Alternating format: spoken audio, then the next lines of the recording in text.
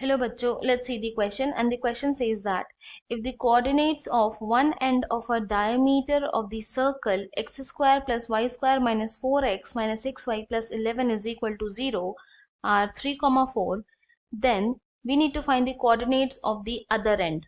तो हम लोग क्या करेंगे यहाँ पे सबसे पहले हमारा की कॉन्सेप्ट लिख लेंगे जो यूज करने वाले हैं, एंड जो की कॉन्सेप्ट हम लोग यहाँ यूज करेंगे वो ये होगा कि if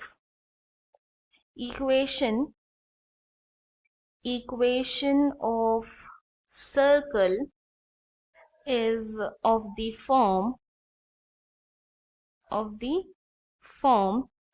x square plus y square plus 2gx plus 2fy plus c is equal to 0, then center of circle will be minus G comma minus F. ये हमारा फर्स्ट की कॉन्सेप्ट.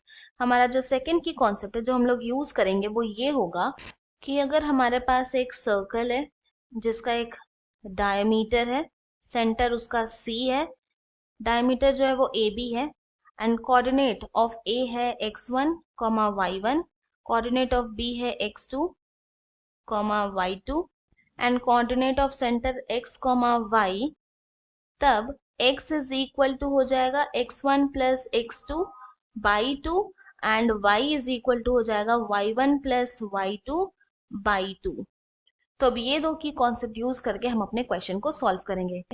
तो नाउ हमें यहाँ पे इक्वेशन ऑफ सर्कल गिवन है X square plus Y square then minus 4x minus 6y plus 11 is equal to 0. अब इसी सेम इक्वेशन को हम लोग लिख सकते हैं इस तरह से X square plus Y square minus 2 multiplied by 2x minus 6y को लिखेंगे 2 multiplied by 3y plus 11 is equal to 0.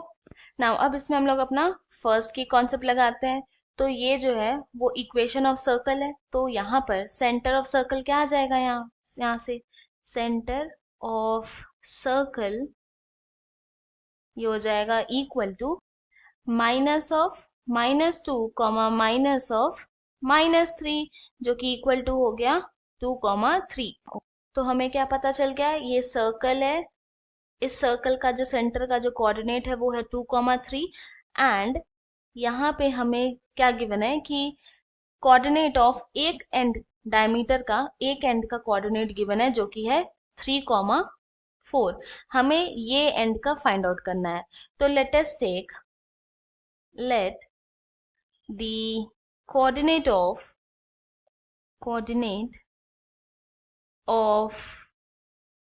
other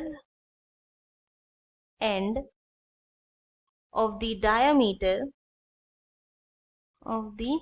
diameter be x2 comma y2. तो नाउ अब हम लोग यहाँ पे यूज करेंगे हमारा सेकेंड की कॉन्सेप्ट. तो ये क्या हो जाएगा, यहाँ पर आएगा x इक्वल टू क्या होगा x1 plus x2 by 2 and y is equal to हो जाएगा y1 प्लस y2 बाई 2. तो हमें यहाँ पर x एंड y पता है, x1 y1 भी पता है. x1 है इक्वल टू 3 एंड y1 है equal to 4, x is equal to है 2 and y is equal to है 3. तो हमें x2 and y2 find out करना है. तो कुछ नहीं, बस वैल्यूज पुट करते हैं.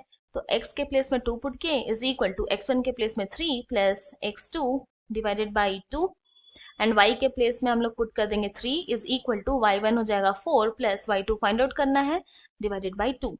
नाउ सॉल्व करते हैं यहाँ पे. तो ये हो जाएगा क्रॉस मल्टीप्लाई करने पे 4 is equal to 3 plus x2.